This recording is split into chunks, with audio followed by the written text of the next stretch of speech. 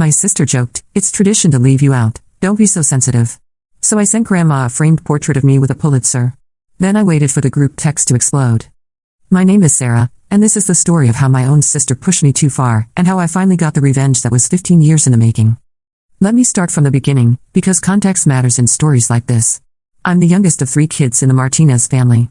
There's my brother David, who's 35 and works in finance, my sister Emma, who's 33 and is a real estate agent, and then there's me at 31, the family disappointment who chose journalism over something practical. Growing up, I was always the odd one out. While David excelled at sports and Emma was the social butterfly, I was the bookworm who preferred reading to parties. My parents, Maria and Carlos Martinez, never quite knew what to do with their youngest daughter who would rather spend weekends at the library than the mall. They weren't cruel about it, but they definitely had their favorites, and I wasn't one of them. The exclusion started small. Family photos where I'd somehow end up cropped out when they posted them on social media. Dinner conversations that would shift topics the moment I tried to contribute. Holiday traditions that everyone else seemed to know about except me. When I'd ask why I wasn't included in planning Emma's surprise birthday party or David's graduation celebration, I'd get variations of, "Oh, we didn't want to bother you since you're always so busy with your writing, or we figured you wouldn't be interested anyway." The worst part? They made it seem like it was my fault for being hurt by it. Like I was being oversensitive or dramatic for wanting to be included in my own family. College was my escape. I went to Northwestern for journalism, graduated summa cum laude, and moved to Chicago to start my career at the Tribune. After 3 years there, I moved to New York for better opportunities, and I've been here for 4 years now, working my way up from local papers to major publications. I covered everything from local corruption scandals to international conflicts, slowly but surely making a name for myself in investigative journalism. The family group text started about 4 years ago, right after I moved to New York. It was Emma's idea, supposedly to keep everyone connected now that we were all adults with busy lives. At first, I was hopeful. Maybe this would be the bridge that brought us closer together. Maybe I'd finally feel like part of the family. I was wrong. The group text became another platform for my exclusion, just with screenshots and emojis.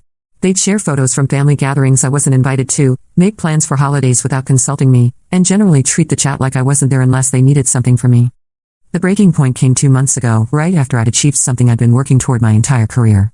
I'd spent 2 years investigating a massive corruption scandal involving a pharmaceutical company that was knowingly selling contaminated medications to low-income communities. The story was huge. It led to congressional hearings, criminal charges, and ultimately saved lives by getting those medications off the market. And I won a Pulitzer Prize for it. Let me repeat that because even I still can't believe it sometimes. I won a fucking Pulitzer Prize. The highest honor in journalism. Something most journalists can only dream of achieving. I was the youngest person to win in the investigative reporting category in over a decade. The 2025 Pulitzer winners were announced in May, and my name was on that list. When the news broke, my phone exploded with congratulations from colleagues, former professors, and friends. News outlets wanted interviews. My editor took me out for the most expensive dinner I'd ever had. It was the culmination of everything I'd worked for. My family's response? Radio silence. Not a single message in the group text. Not a phone call. Not even a Facebook like on the article I'd posted about the win. Nothing. I waited 3 days, giving them the benefit of the doubt. Maybe they hadn't seen the news. Maybe they were planning something special. Maybe they were just processing the magnitude of it. On day 4, Emma posted in the group text, "Can't wait for Mom's birthday dinner this Saturday. David, can you pick up the cake? Dad, remember to bring your camera for photos." I stared at my phone in disbelief. My mother's 62nd birthday was that weekend, and this was the first I was hearing about it. Not only had they not acknowledged my Pulitzer, but they were planning another family event without me. I decided to speak up. "Hey, what time should I be there on Saturday?" The typing indicator appeared and disappeared several times before Emma finally responded, "Oh Sarah, we figured you'd be too busy with all your work stuff. Plus it's just going to be a small family thing." A small family thing. Like I wasn't family. David chimed in, "Yeah, and you hate these kinds of gatherings anyway. We didn't want to put pressure on you to come." I couldn't believe what I was reading. They were excluding me from my own mother's birthday and acting like they were doing me a favor. "I'd actually love to celebrate Mom's birthday with everyone," I typed back. "I can fly in Saturday morning." Another long pause. Then Emma, "Sarah, don't make this weird. It's tradition to leave you out, don't be so sensitive." Tradition to leave me out. Those 6 words hit me like a physical blow. Emma had just admitted, in writing, that my exclusion wasn't accidental or thoughtful, it was intentional. It was a family tradition. And then she told me not to be so sensitive about it. I set my phone down and walked away from it for an hour because I knew that whatever I typed in response would probably get me blocked from the group text entirely. When I came back, they'd moved on to discussing what restaurant to go to after dinner, as if nothing had happened. That night, I couldn't sleep. I kept replaying Emma's words over and over. It's tradition to leave you out. How long had this been going on? Had they been excluding me on purpose my entire life? Was I really just the family scapegoat and everyone was in on it except me? The more I thought about it, the angrier I got. Here I was, 31 years old and accomplished in ways my siblings could only dream of, and they were still treating me like the awkward teenager who didn't fit in. I'd won the most prestigious award in my field just 2 months earlier, something that would define my career forever, and they couldn't even be bothered to send a congratulations text. That's when I decided I was done playing the victim. If they wanted to exclude me, fine. But I wasn't going to pretend anymore that their behavior was acceptable or that I deserved it. I started planning my revenge that very night. The beautiful thing about winning a Pulitzer is that it comes with a lot of perks. One of those perks is that everyone wants to interview you, photograph you, and generally document your achievement. I'd already done several photo shoots for various publications, including a gorgeous formal portrait session for Columbia Journalism Review. In one of those photos, I'm standing in a tailored black blazer, holding my Pulitzer certificate, with the actual medal prominently displayed on the table beside me. The photographer had captured this perfect moment where I'm smiling confidently at the camera, and the lighting makes the medal gleam. It's the kind of photo that screams successful, accomplished woman who has her shit together. I ordered a large print of that photo, 16 by 20 inches, and had it professionally framed with museum-quality matting. The frame was elegant silver, substantial enough to make a statement but tasteful enough for any living room. At the bottom of the mat, I had them add a small plaque that read, Sarah Martinez, Pulitzer Prize winner, Investigative Reporting, 2025. The whole thing cost me about $300, but it was worth every penny for what I was about to do. My grandmother, Elena Martinez, is the matriarch of our family. She's 84 years old, sharp as a tack and absolutely obsessed with her grandchildren's achievements. Her living room is like a shrine to the Martinez family success stories, David's college diploma, Emma's real estate awards, school photos from every year, dance recital programs, Little League trophies, you name it. But notably absent from this display was anything related to my career. Not my college graduation photo, not the framed article about my first big investigative piece, not even a business card. It was like I didn't exist in the family success story. Grandma Elena also happens to be the family gossip hub. Every piece of family news flows through her. She's the one who calls everyone when there's drama, who organizes the prayer chains when someone's sick, and who makes sure everyone knows everyone else's business. Most importantly for my plan, she's the one person in the family who could make my parents and siblings feel genuinely ashamed of their behavior. I decided to pay Grandma a visit. I flew to Phoenix the weekend after the group text incident, telling my family I was coming for a work conference. This wasn't entirely a lie. I did have a speaking engagement at Arizona State's journalism school, but my real purpose was much more personal. I called Grandma and asked if I could stop by to see her, which thrilled her because I was usually too busy with work to visit when I was in town. She immediately started planning to cook my favorite meal and invited half the neighborhood over to meet her successful granddaughter from New York. When I arrived at her house that Saturday afternoon, she greeted me with the biggest hug and immediately started showing me around like I'd never been there before. Mira, Sarah, look at all the pictures of the family. And here's David's promotion certificate. And Emma's top salesperson award. I smiled and nodded, following her tour while carrying my carefully wrapped gift. When we got to the living room, I said, Grandma, I brought you something special. I wanted you to be the first person in the family to have this. I unwrapped the framed portrait and watched her face transform. Her eyes went wide, and she actually gasped out loud. Dios mío, Sarah. Did you really win this? I did, Grandma. It's called the Pulitzer Prize.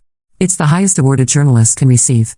I won it for investigating a story that helped shut down a company that was poisoning people with bad medicine.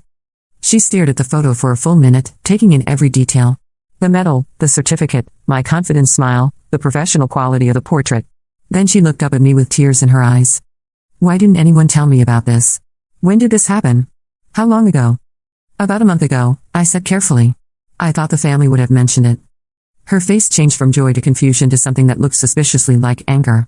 No one said a word to me about this. Not your parents, not David, not Emma. Nothing. She immediately went to her phone and started typing furiously. I knew she was texting my parents, probably demanding to know why they hadn't told her their daughter won the most prestigious award in journalism. Where should we put this? She asked, looking around the living room. Wherever you think it looks best, Grandma. She walked around the room for several minutes, considering different spots, before finally choosing the most prominent location possible, the center of the main wall, right above the couch where everyone sits when they visit. She moved several other frames around to make room, creating what was essentially a shrine to my achievement. There, she said, stepping back to admire her work. Now everyone who comes to my house will see what my granddaughter accomplished. I stayed for dinner, during which Grandma peppered me with questions about the investigation, the awards ceremony, and my career in general. It became clear that she knew almost nothing about my professional life, despite the fact that I'd been publishing major stories for years. My family had simply never mentioned any of it to her. By the time I left, she'd already called 3 of her neighbors to come over and see the photo. I could hear her on the phone as I was walking to my car. "You have to come see what Sarah did. She won the most important prize for journalists." Can you believe no one told me? Phase 1 of my plan was complete. Now I just had to wait. I didn't have to wait long. My phone started buzzing at 6:30 a.m. the next morning. The family group text was exploding. "Mom, Sarah, Grandma is very upset with us. She says you won some kind of award and we didn't tell her." "Dad, why would you go to Grandma's house without telling us you were in town?" "David, seriously Sarah, what's with the drama? Grandma called me at 6 a.m. asking why I didn't congratulate you on your Pulitzer thing." "Emma, this is so typical of you to make everything about yourself. We get it, you won an award. Did you have to make Grandma feel bad about it?" I screenshot every message before responding. I wanted a record of their reaction. "I visited Grandma because I wanted to share my good news with someone in the family who would be happy for me," I typed back. "I assumed you had already told her about the Pulitzer since it happened over a month ago." "Emma, we didn't think it was that big of a deal." "David, yeah, we didn't want to make a big fuss over a work thing. This was the moment I'd been waiting for. I'd given them every opportunity to handle this gracefully, and they were doubling down on their dismissive attitude." "A work thing?" I responded. "I won the Pulitzer Prize. It's the highest honor in journalism. It's like winning an Oscar or a Nobel Prize in my field. The fact that you think it's not that big of a deal says everything I need to know about how you view me and my career." Mom jumped in. "Sarah, you're being dramatic. We're proud of you, but you don't need to make everyone feel bad for not making a big production out of it." "I'm not asking for a big production," I typed. "I'm asking for basic acknowledgement from my own family. You planned Mom's entire birthday celebration without inviting me, and when I asked about it, Emma literally said it was tradition to leave me out. Do you understand how that feels?" Silence for 20 minutes. Then Emma, "I didn't mean it like that." "How did you mean it then?" More silence.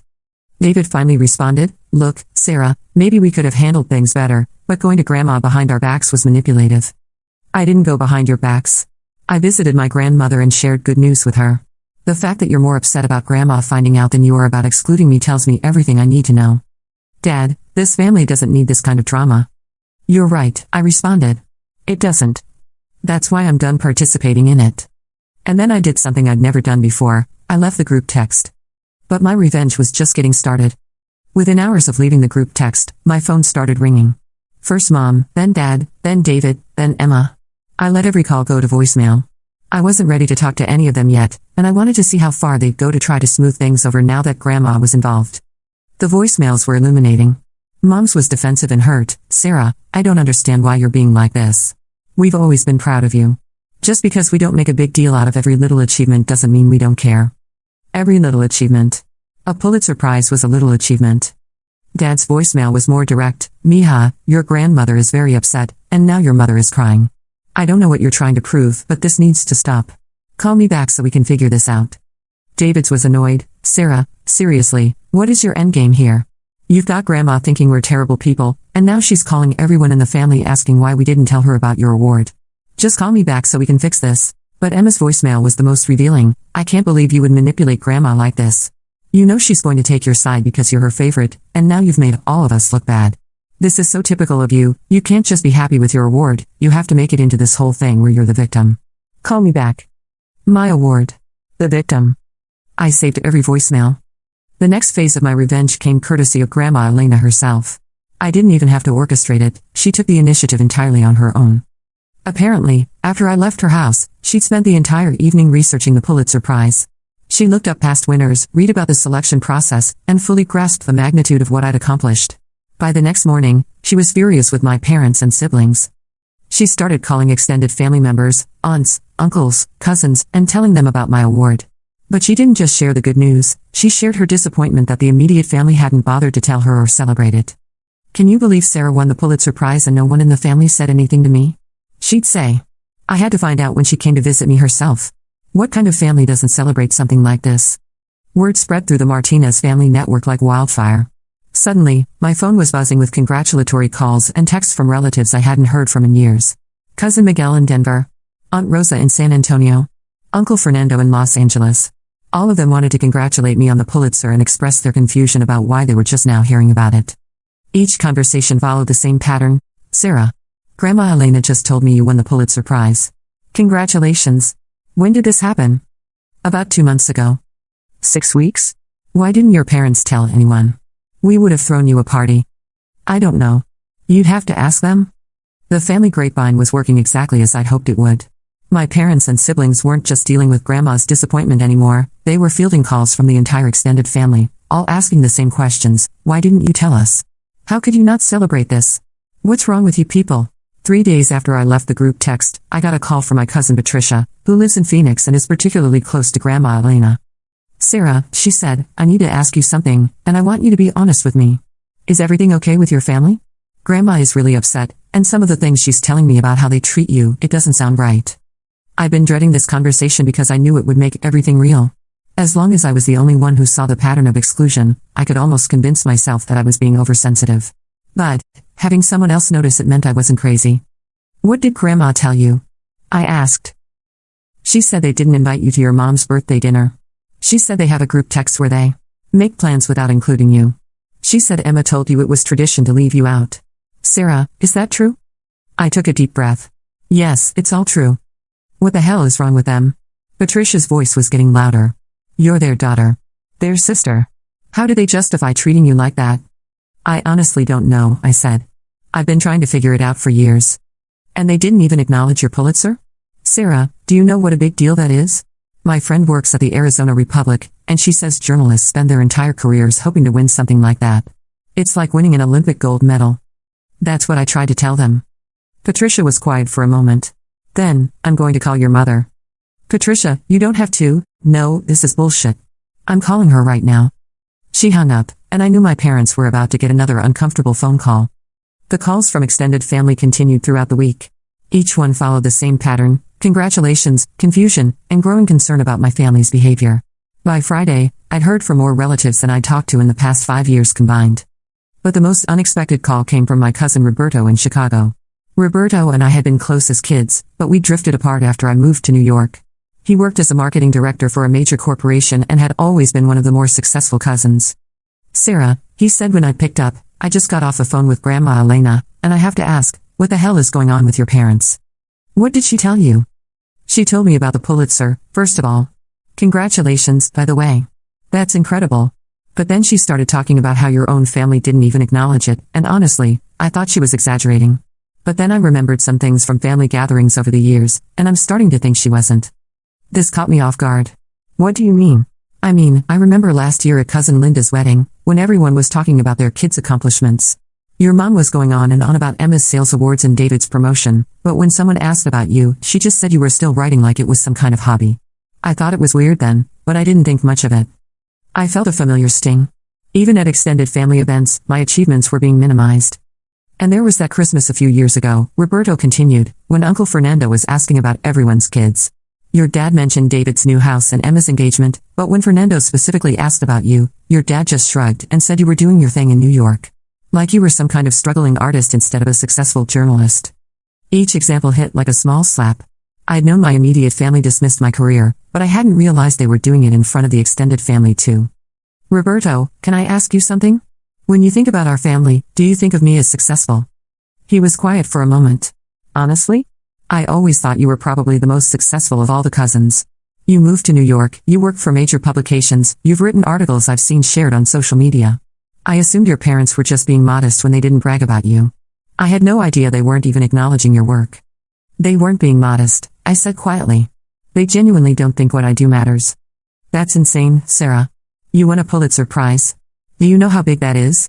I work in marketing, and one of our clients is a major newspaper. The editors there talk about the Pulitzer like it's the Holy Grail. Most journalists never even get nominated, let alone win. The validation from Roberto meant more to me than I expected.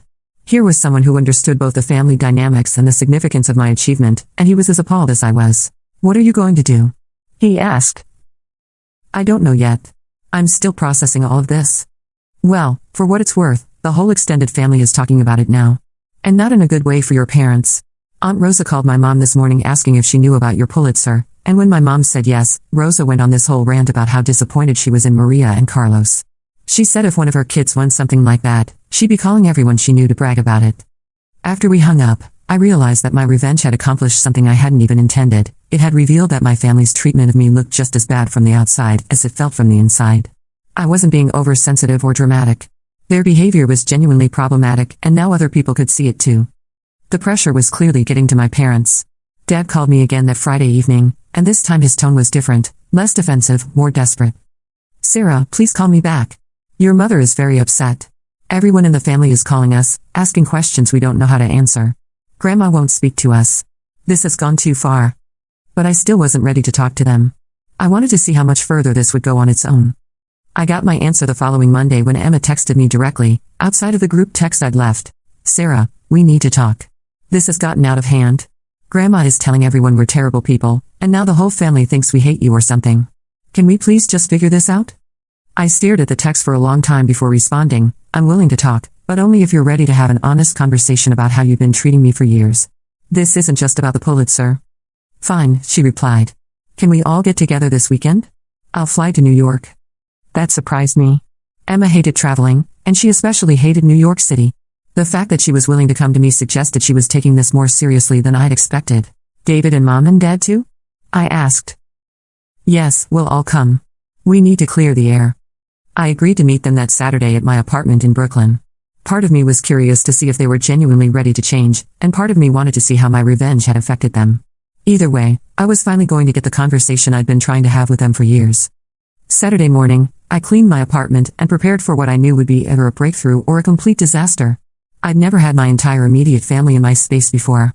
They'd never even visited me in New York, despite the fact that I'd been living there for 3 years. They arrived together, having flown in Friday night and stayed at a hotel in Manhattan. I could tell immediately that the past week had been rough on all of them. Mom looked like she'd been crying, Dad was more subdued than usual, David seemed uncomfortable, and Emma was clearly steeling herself for a difficult conversation. We sat in my living room, and for several minutes, nobody said anything. Finally, Dad cleared his throat. "Sarah, we came here because we want to understand what happened. We want to make things right." "Okay," I said. "But before we talk about what happened last week, I need you to understand that this isn't just about the Pulitzer or Mom's birthday. This is about a pattern of behavior that's been going on my entire life." Mom immediately got defensive. "What pattern? We've always supported you." "Have you?" I asked. "Really? Think about it honestly. When was the last time you asked me about my work? When was the last time you included me in family plans without me having to ask? When was the last time you celebrated one of my achievements?" Silence. "I can tell you exactly when," I continued. "The answer is never. Not once in my adult life have you proactively celebrated something I accomplished. Not when I graduated summa cum laude from Northwestern. Not when I got my first job at the Tribune. Not when I won my first journalism award 3 years ago. Not when I published the investigation that led to congressional hearings. And not when I won the Pulitzer Prize." David shifted uncomfortably. "We didn't know those things were important to you." "How could they not be important to me? They're my career. They're my life's work. You celebrate Emma's real estate awards and your work promotions. Why wouldn't you celebrate mine?" Emma finally spoke up, "Because you never seem to want us involved in your life. You moved away, you're always busy, you don't come to family events." "I don't come to family events because I'm not invited to them." I interrupted. "And when I am invited, it's always an afterthought." "Oh, we should probably tell Sarah about this too. You literally told me it was tradition to leave me out." "I didn't mean it like that," Emma said quietly. "Then how did you mean it? Explain it to me." She was quiet for a long moment. Then, "I don't know. I guess we just got used to doing things without you. You were always different from the rest of us. You had your own interests, your own goals. It felt like you didn't need us. Just because I was different doesn't mean I didn't want to be included. Just because I lived far away doesn't mean I didn't want to be part of the family. I needed you just as much as David needed you, or as much as you needed each other. I just needed you to make an effort to include me." Mom was crying now. "We didn't realize," she said. "We didn't know you felt left out. How could you not know? I've been trying to tell you for years. Every time I asked why I wasn't included in something, you made it seem like it was my fault for being hurt by it. You called me oversensitive. You said I was being dramatic." Dad leaned forward. "What do you want from us, Sarah? How do we fix this?" It was a fair question, and one I'd been thinking about all week. What did I want from them? "I want you to acknowledge that the way you've treated me hasn't been okay," I said. "I want you to understand that excluding me wasn't some neutral decision, it was hurtful, and it was wrong. And I want things to change going forward." "What would that look like?" David asked. It would look like being included in family plans from the beginning, not as an afterthought. It would look like you showing interest in my career and my life. It would look like you celebrating my achievements the same way you celebrate everyone else's. It would look like basic respect. We spent the next 3 hours talking through specific incidents, some dating back to childhood. I brought up the Christmas when I was 16 and came home from a school trip to find out they'd already decorated the tree without me. I mentioned the time they planned a family vacation to Cancun and didn't tell me about it until 2 days before they left, then acted surprised when I couldn't get time off work on such short notice. But then I brought up something that clearly hit them harder than the rest. Do you remember my college graduation? I asked. They exchanged glances. Mom nodded slowly. You came to the ceremony, which I appreciated. But do you remember what happened at dinner afterward? More silence. You spent the entire meal talking about David's job search at Emma's new apartment. When I tried to talk about my internship at the Chicago Tribune, the one that eventually led to my first job, you changed the subject to ask the waiter about dessert. I had just graduated summa cum laude from one of the best journalism schools in the country, and you couldn't even pretend to be interested in my career plans. Mom's face crumpled. I don't remember it that way. I do. I remember it perfectly because it was supposed to be my day, and I felt invisible at my own graduation dinner. I remember going back to my dorm room that night and crying because I realized that even my biggest achievements didn't matter to you unless they fit into your idea of what success should look like. Dad cleared his throat. What do you mean by that? I mean you could celebrate David's finance job because you understood what that meant. You could celebrate Emma's real estate career because it was concrete, sales numbers, commission checks, awards you could see and touch. But journalism? That was too abstract, too uncertain, too different from what you knew. So you just ignored it. We didn't ignore it, Emma protested, but her voice lacked conviction. Then tell me one article I've written, I challenged. Just one.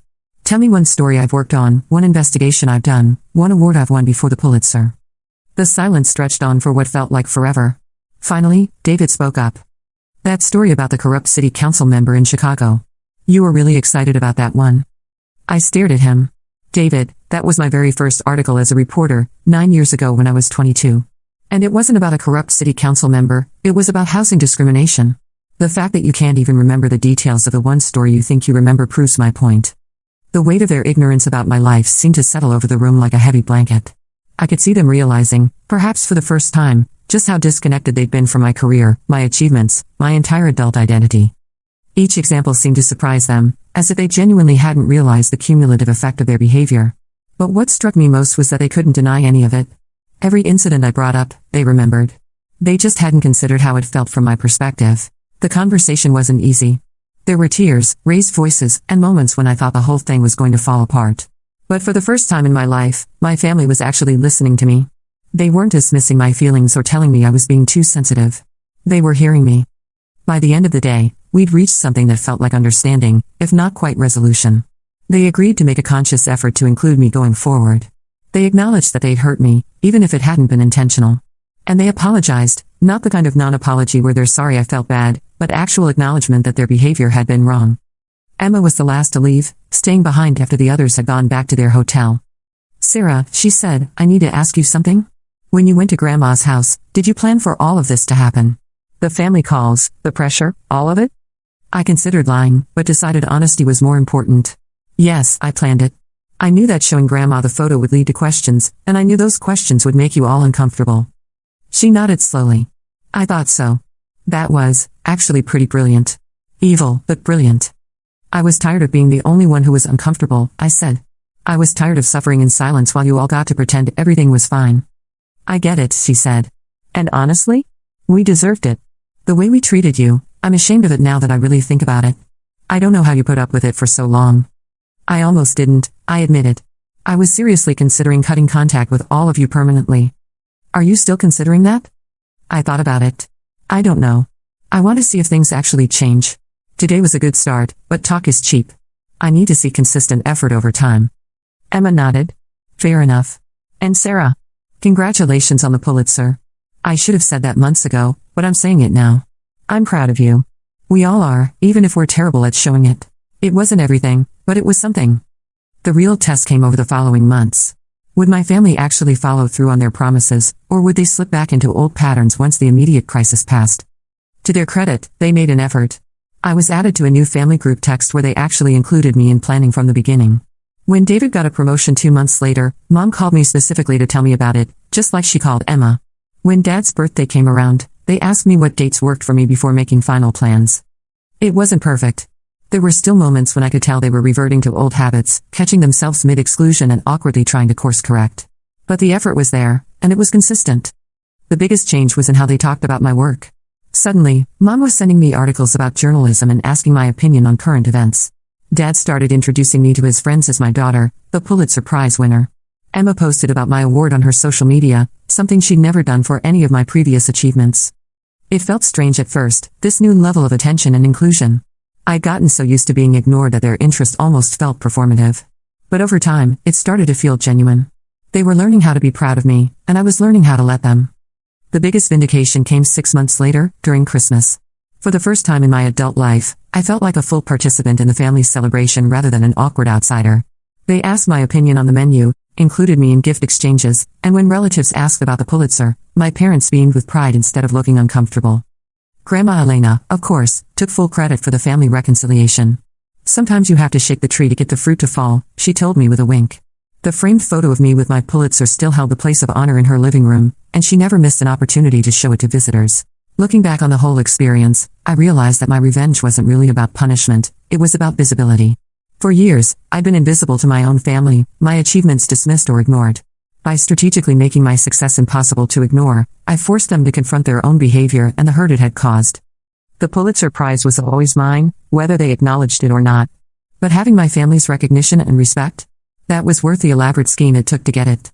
Sometimes the best revenge isn't destroying your enemies, it's making them realize they were wrong about you all along. And sometimes, if you're lucky, that realization leads to something better than revenge, it leads to real change. My name is Sarah Martinez, I'm a Pulitzer Prize-winning journalist, and I'm finally, truly, part of my family. It only took 31 years and a perfectly executed revenge plot to get here, but sometimes the best things are worth waiting for. The group text is still going strong, by the way. But now when they make plans, the first message is always, Sarah, what works for your schedule? It's a small thing, but it makes all the difference in the world.